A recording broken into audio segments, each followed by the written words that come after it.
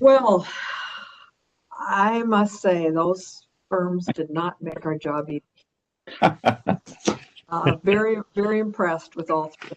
And, and that's good news, certainly for the university.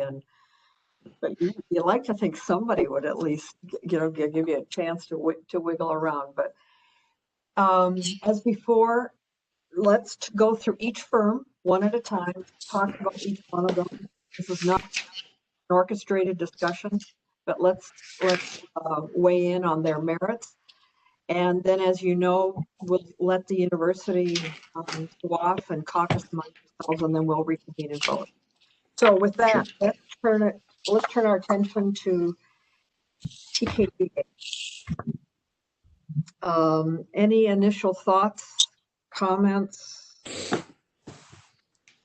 I find that they are certainly competent for the project, and just given their nature, they are well integrated. I didn't quite understand the addition of Hallberg as in electrical, but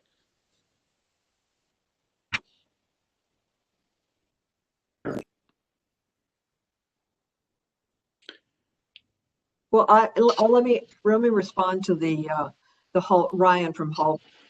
Part of the challenge with state projects and university and even Minnesota state projects is the requirement for participation by targeted vendors. And I think what PKDA said was, we want a meaningful role. We just don't want somebody going to steer details. Which we do see, often just to... Exactly. And so they carved out a significant portion of their work, being that of the part of the electrical, with a firm that has both knowledge of the university as well as, certainly engineering credentials beyond that. So that's why that individual was there, and nice to see that it is a meaningful component of the project.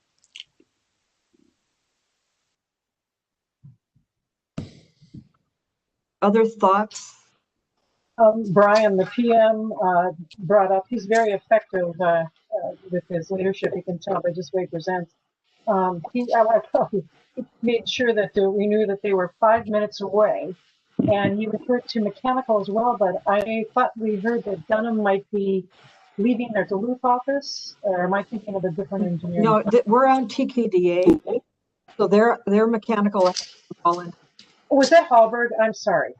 Yeah. Yeah, right. Dunham was for the other two. Yep. Track that.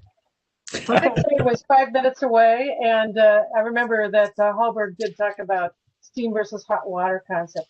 I thought that was actually, from all the teams, I really liked hearing from the mechanical and the detail. Yeah, I'll echo Catherine. I mean, all three firms can do this project, but they all had a different emphasis. So TKDA, I thought, had the right mechanical electrical expertise and a more of an emphasis on maybe the sustainability aspects of it, maybe a little less so in terms of just architectural design. And that'll be my theme, I think, just because it's a little Swiss watch of a project. I mean, I just think it's going to be actually a really cool design challenge to figure out how to do everything we're asking them to do. So that's just my kind of quick overview of the priorities maybe that I saw in TKDA. I thought Brian was very definitive in explaining the generator issue and how it really is not required by code because of the odd configuration of the building, which was a nice, I mean, and that goes to setting the priorities for getting things done with the limited funds available. So I thought that was a positive. Mark, I agree with it. In comparison to the other two firms, I think that they didn't stress the architectural potential as much, or maybe with quite as robustly.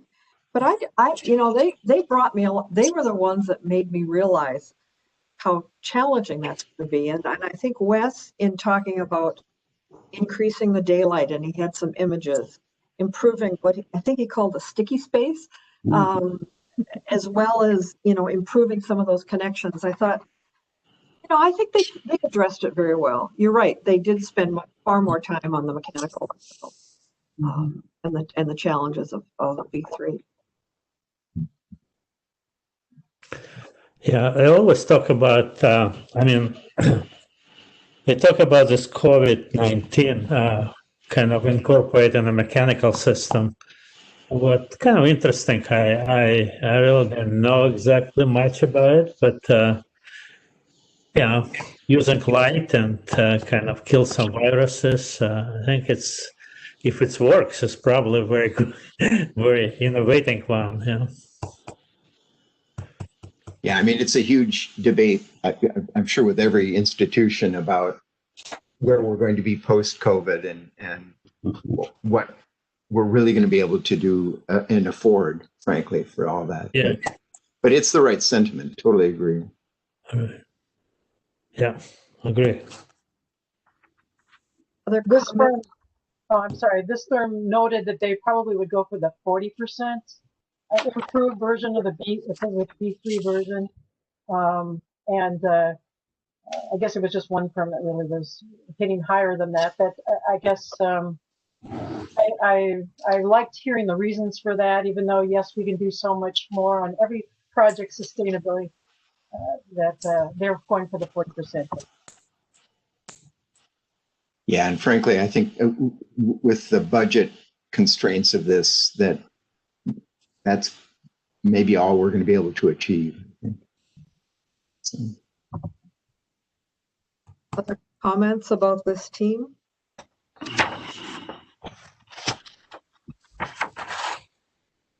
One thing that was interesting, just a side note, they didn't approach any FF&E services in their proposal scope or today.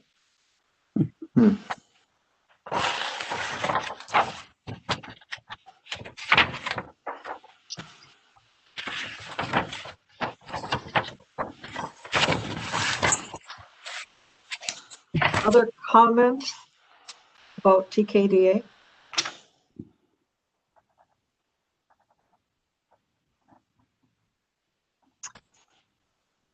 So, I didn't know I grabbed this. All right, so they, they are primarily the out of their Duluth office. A question for you, Mark. How important is that for you? The locale? Yeah. Great question. And Kessler may want to weigh on this as well. I mean, we value that because it's going to be a small, messy project, and any renovation, you're going to uncover stuff. That said, it's not like an out-of-town firm that's flying in or anything like that. I mean, I think I go up to Duluth fairly frequently, and it's just not that big a deal. So certainly advantageous, I think, from the reno aspects. Okay. Other questions or comments? If there were ever a project that would give the edge to a firm that was on the ground locally, it would be this one, I would think. Yeah, fair enough. But we have two of those. Yeah. Other comments on TKDA? Hearing none, they are out of their Duluth office. They're neither targeted nor veteran owned, and their net fee to Minnesota employee are $157,783. Moving on to Cunningham Group. Well, Donna is the engineer with the question about the location of office.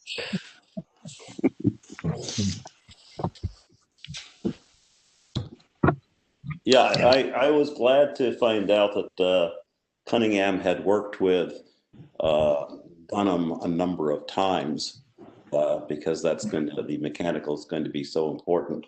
I was impressed with Cunningham's understanding of how they might use the FFE and enclosures of mechanical and moving things around to achieve some of their architectural goals. So I think, again, all three respondents could do the job, but there's a chance of an inspired design that will be felt on the ground from Cunningham. Thanks. Yeah, I would agree with that. I think, again, in the shifting priorities of how they presented, maybe as expected, but Cunningham had more of an architectural design approach. We'll see how realistic budgetarily it is, but I think the work they've shown, both in the written work and today, you know, they can really reinvent spaces. So I think that this could be a great challenge for them and us. So appreciated that. I agree with these strong aesthetics, and they're really an educational leader with more than just function. There's so much form and beauty in their design. I thought it was very wise of them to bring on McGough in cost estimating the schematic design phase. I mean, true, you know, you never know when the CM at risk will actually come on.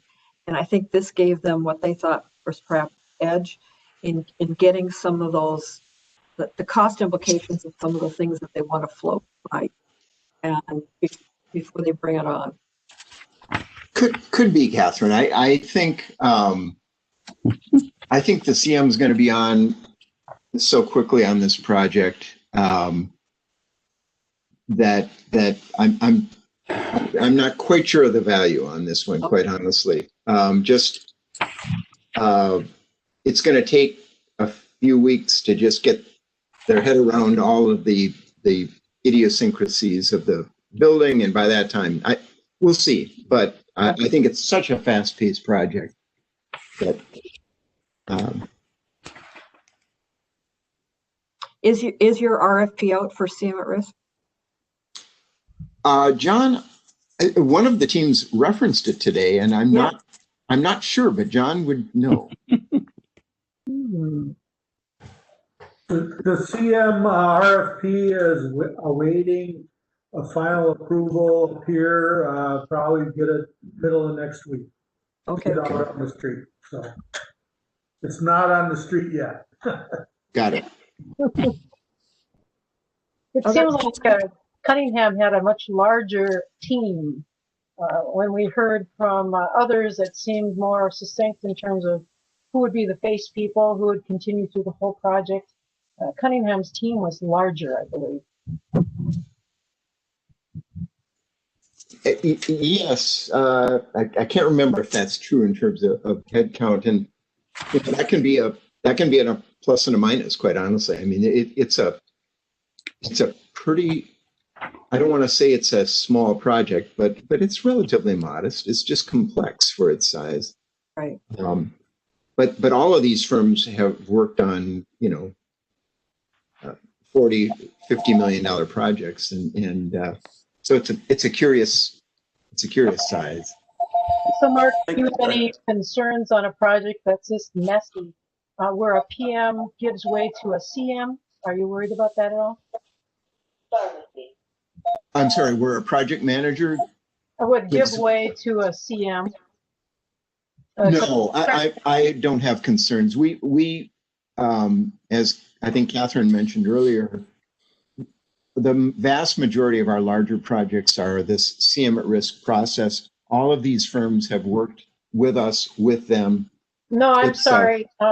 Maybe I misinterpreted. Sorry. Yeah, this particular group, Cunningham, they had a PM that was going to hand off to their own construction management person as being the point person on site during construction administration. Sorry. Actually, our audio has been blanking out a few times here, so you probably didn't. Well, that's right. That's why I did. No, It's fairly common to have, especially depending on a larger firm, which Cunningham's is. I think in a perfect world, you'd have a design presence through construction administration, especially with a convoluted renovation that this will be. So it's a Well, good point. But I would say, you know, and that's Michelle. I mean, they're talking about Michelle here. She also though carried much of the design dialogue through. So I suspect she's not coming in at CA and taking over. She's integral to the whole process, and then will be dedicated to the construction administration. Well, I'm glad you clarified that. That's what I thought I heard also, but I got tangled up. But I think Michelle was. I'm looking at my notes here, but I think she was going to be up there every couple of weeks, no matter what. Did I get that right? Yeah. Well, again, my impression. Yeah, it was Michelle. But I agree, Catherine. You know, she this is not a handoff, which you can have, you know, in different projects. She will be instrumental throughout the design and the construction documents, and therefore, you know, won't have to make every call back to Cunningham's office to say, hey, they want to do this. What do you think? Mhm. There'll be some of that. Don't get me wrong. I'm not speaking on their behalf in that regard, but I mean, she's going to be key to the design process as well. So I think that's a great segue into that role of construction administration. I think one of the reasons the Cunningham team seemed big was just the nature of their presentation, where they allowed everyone from different specialties to talk. Thus, we heard from the interior designer and how the choice of surfaces, rugs, ceilings, furniture was going to help shape the space, because they have so few ways to mold things architecturally. They have to use these replacements to affect their design.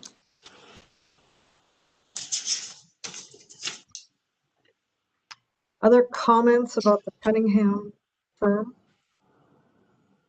A quick one. I thought that, and again, I thought the acknowledgement of the first floor art program was good. I think this firm hit it harder than maybe the other two firms, and because they're so segregated, you know, just in terms of access, but also because of the mechanical and electrical requirements of those spaces, I thought it was a good, important acknowledgement. Well, and I appreciated Paul's, and we just talked about this in the last group, but he said, you know, 40% is your baseline, but there's things that we can do to strive for better. Maybe it's not reaching the 80%, but you know, what at least in the design phase, can we reach a higher bar?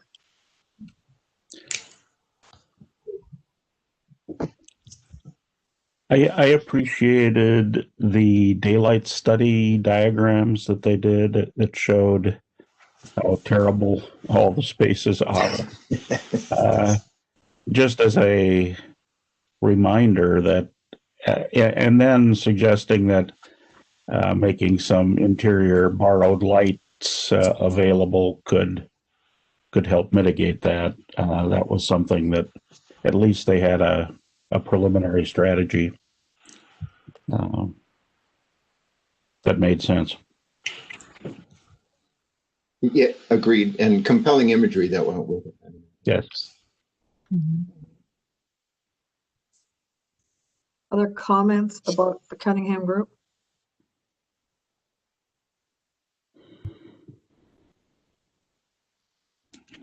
With that, they are Minneapolis firm, neither targeted nor veteran owned, and their net fees per Minnesota employee are $4,410. Moving on to Architecture Advance.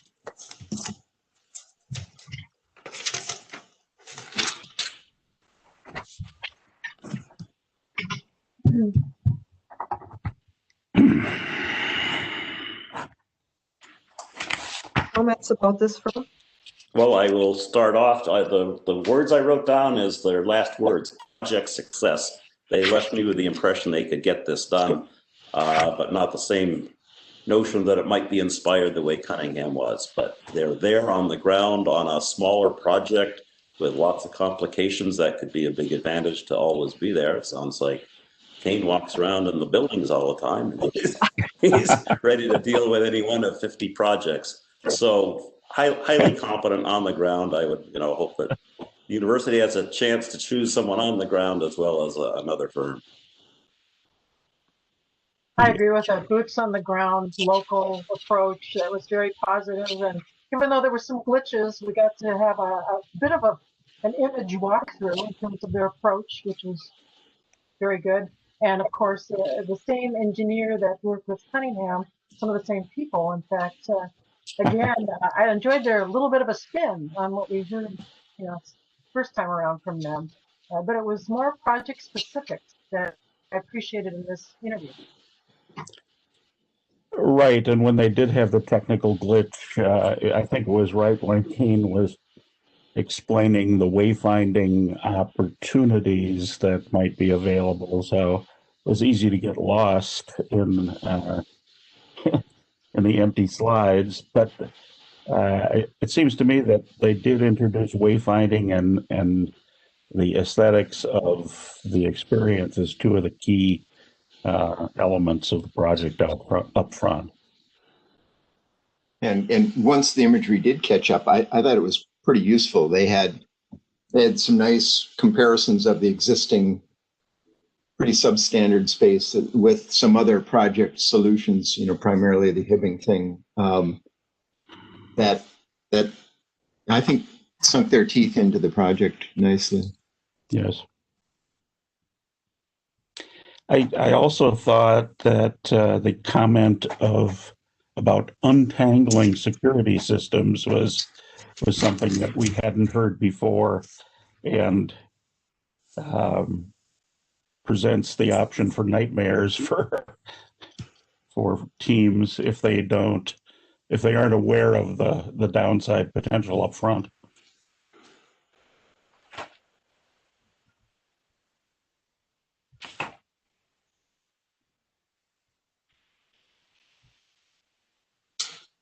I don't know if this is a question, but Mark or John, are there really big differences between the Twin City campus and the UMD in terms of standards or process? Depends on who you talk to. John, you and I can do this offline. Yeah, yes, we should, but it really is kind of a mix. UMD has enough presence and firepower that they are not as reliant on the Twin Cities campus and frankly, capital project management. They've got their, Kessler's one of those. They've got their own team up there. But the standards are meant to be pretty universal. So, and again, all these firms are familiar with them. So I don't know, John, you may have a different viewpoint.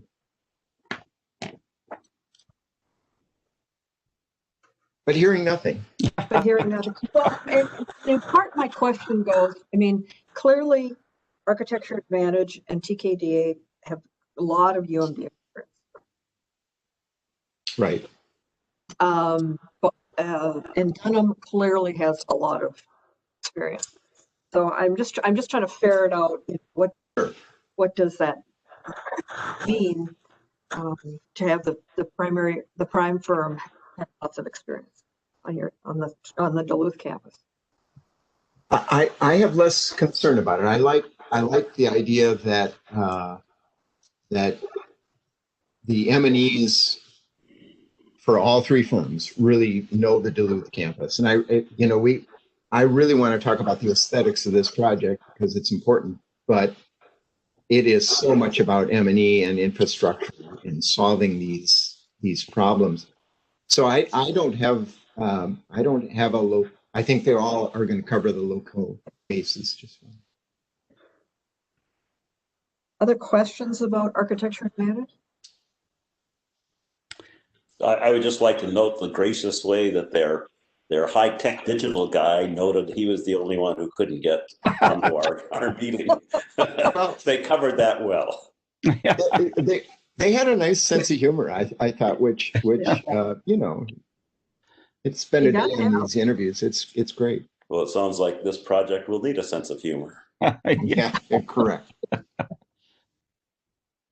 Well, I like other comments about this team? I liked Kane's that the firm takes pride in its construction administration phase services, and really, along with the story of end-to-end meetings with serial clients in the halls, I can see the reality of that.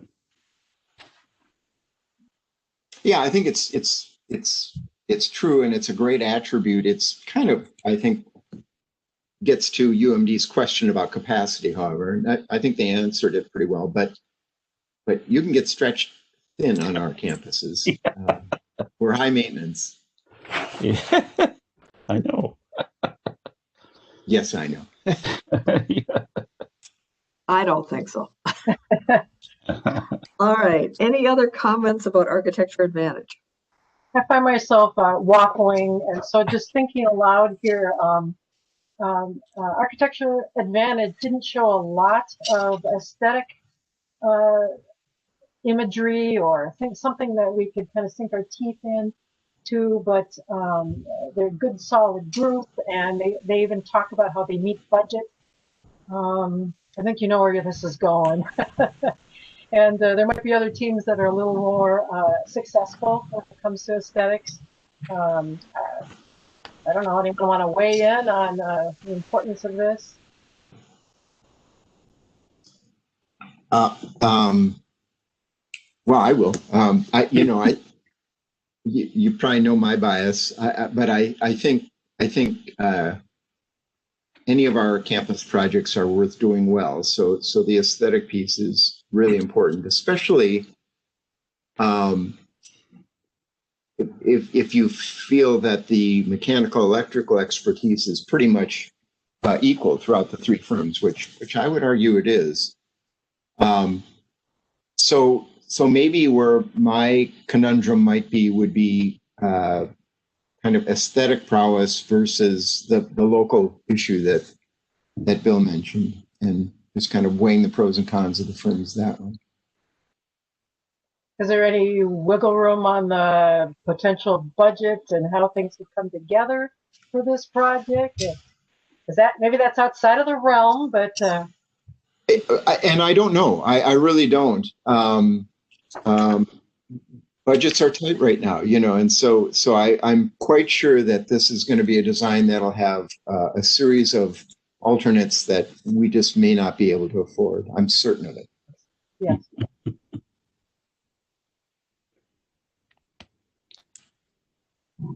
Other comments about Architecture Advantage or other project or other firms? With that, they are a Duluth firm. They are targeted, not veteran owned, and their net fees per Minnesota employee are $147,553.